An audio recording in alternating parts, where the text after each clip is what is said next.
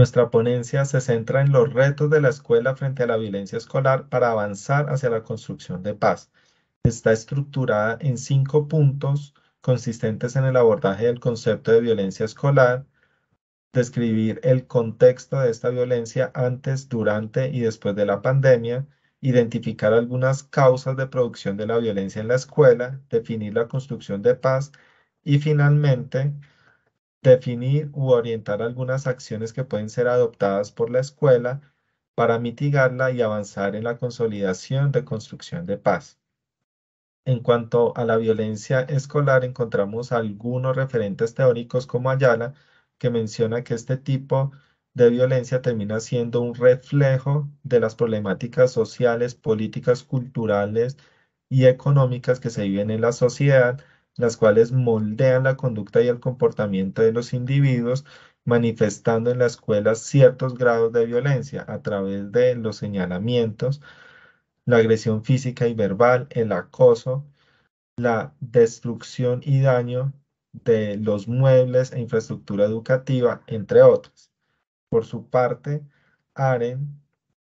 afirma que la violencia es de carácter instrumental debido a que utiliza diferentes herramientas para conseguir sus fines. A su vez, afirmando que este tipo de violencia se puede percibir en las figuras de autoridad que en el caso del campo educativo estaría asociado al manual de convivencia, a los códigos de conducta en el aula y el gobierno escolar. Finalmente, CISEC hace alusión a dos tipos de violencia, una de carácter subjetivo, en el cual los individuos desarrollan ciertos grados de violencia ante la dificultad que tienen para transformar y cambiar su entorno,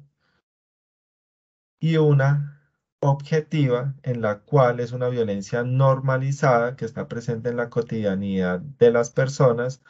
debido a la exclusión, a la desigualdad, a la pobreza y otros factores que desarrolla en dos violencias adicionales que según él conforman esta violencia objetiva. Una de ellas, la violencia simbólica, que corresponde a la originada a partir de los discursos, lenguajes y narrativas de los individuos, y la sistémica, que es consecuencia de la dinámica de los modelos existentes, en este caso el modelo educativo. En el contexto de violencia escolar, en la prepandemia, encontramos que los estudiantes tenían una relación directa con los docentes, directivos y administrativos que facilitaban la participación de estos para dirimir los conflictos a través de la aplicación del manual de convivencia. En la pandemia, esta relación tuvo una ruptura debido al confinamiento de los actores educativos, dificultando el proceso de enseñanza y aprendizaje, pero a su vez trasladando la violencia al hogar, siendo los padres de familia los principales responsables para ayudar a solucionarlos. En esta fase también se percibió otras violencias asociadas debido a la dificultad de los estudiantes para acceder a dispositivos tecnológicos en Internet y a una educación de calidad. Luego de la pandemia, encontramos la erupción de diferentes problemáticas que se experimentaron y vivenciaron en la pandemia, originando e intensificando la violencia, lo cual despertó el interés de las autoridades educativas de desarrollar estrategias en pro de la construcción de paz.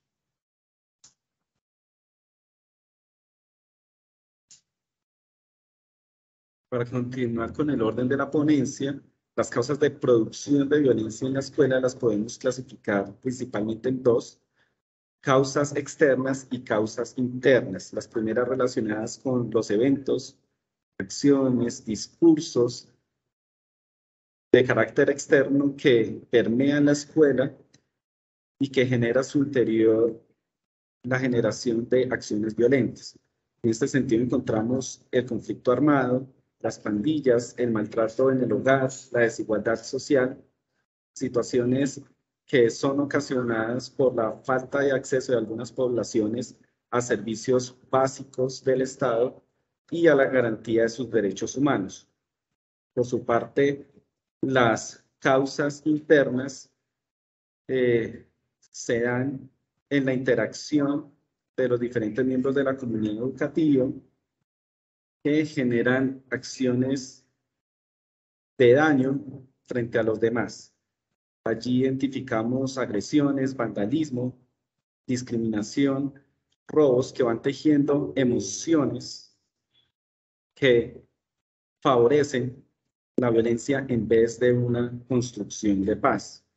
En este sentido, es importante, retomando las ideas de CISEC, mirar la violencia objetiva y sistémica y no exclusivamente la violencia subjetiva. Él dice que el error está en pasar por alto lo real de esta espectralidad de estos eventos, de este contexto que ocurre y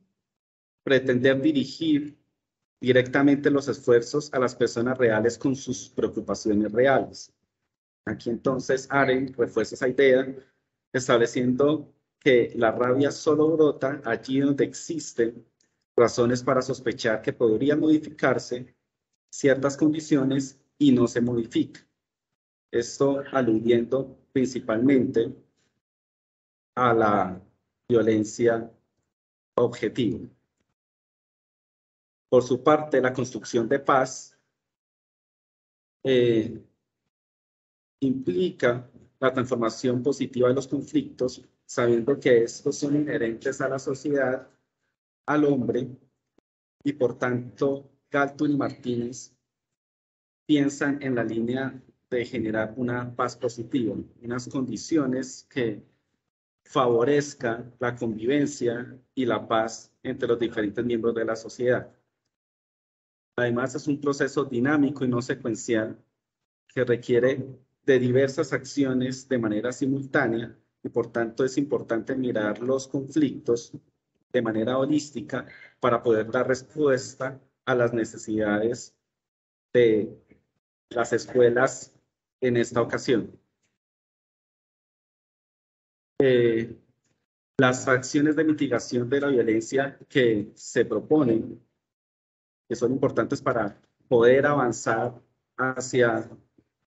esa construcción de paz, es la reflexión sobre las prácticas pedagógicas de los docentes,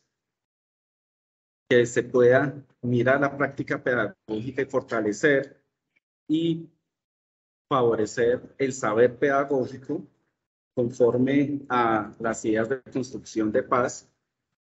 la revisión del currículo escolar,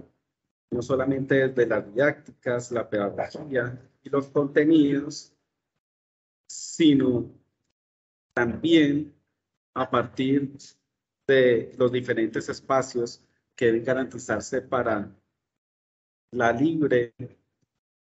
participación e interacción entre los objetos que componen la escuela. Fortalecer actividades de escuela de padres para generar y estrechar esas redes de apoyo y de confianza entre los diferentes miembros. Proponer programas de extensión a la comunidad, articular por parte de la escuela la oferta institucional que existe en el Estado y a nivel territorial para poder llevar y direccionar esos programas y proyectos a las comunidades que lo requieren.